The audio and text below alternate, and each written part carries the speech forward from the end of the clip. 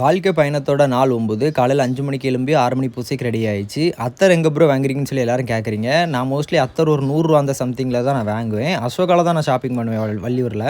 7:30 பூசை முடிஞ்சதுக்கப்புறம் வீட்டுக்கு வந்ததுக்கப்புறம் வயிறு பசியாக இருந்துச்சு. சரி சாப்பிட்டு வந்துடலாம்னு சொல்லிட்டு அம்மாட்ட கேட்டுட்டு கடைக்கு பைக் தூக்கிட்டு கிளம்பியாச்சு. 2 பூரியும் ஒரு வடையும் ஒரு பாலும் சாப்பிட்டுட்டு இன்றைக்கான நாள் ஸ்டார்ட் பண்ணிவிட்டேன். இப்போ உடம்புக்கு எல்லாமே சரியாயிட்டு இனி ஜிம்போ ஸ்டார்ட் பண்ணிடுவேன்.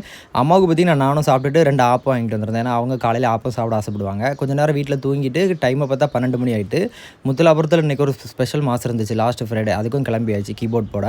மோஸ்ட்லி எங்கள் ஊர்லேருந்து முத்துலாபுரம் பார்த்திங்கன்னா நியர்பையில் தான் இருக்கும். அப்புறம் அங்கே போயிட்டு மைக் அப்புறம் கீபோர்டு எல்லாமே செட் பண்ணிவிட்டு அப்புறம் கொஞ்சம் நேரம் கீபோர்டு எல்லாம் ப்ளே பண்ணிகிட்டு இருந்தேன். கரெக்டாக சவுண்ட் எல்லாமே கரெக்டாக இருக்குது அப்படின்னு சொல்லிட்டு ஒரு 12:30க்கு மாஸ் ஸ்டார்ட் ஆகிட்டு அதுக்கு முன்னாடி ஒரு டீ அந்த அளவு குடிச்சிட்டு அப்புறம் மாஸ் முடிஞ்சதுக்கப்புறம் இந்த அதிரசம் ஒன்று தந்திருந்தாங்க. அதையும் சாப்பிட்டுட்டு மதியம் சாப்பாடு அங்கே கோயிலில் கொடுத்துருந்தாங்க பங்களாவில். அதையும் சாப்பிட்டுட்டு என் வண்டிக்கு ஆயில் மாற்ற வேண்டியது இருந்துச்சு. அதனால் வள்ளியூர் போய்ட்டு அதையும் மாற்றிட்டு திரும்ப ஈவினிங் ஒரு 3 மணிக்கு எங்கள் நேட்டிவில் கொயர் இருந்துச்சு. அதையும் முடிச்சுட்டு பார்த்தா வெளியில் நல்லா ஜோராக மழை பெஞ்சிட்டு இருந்துச்சு.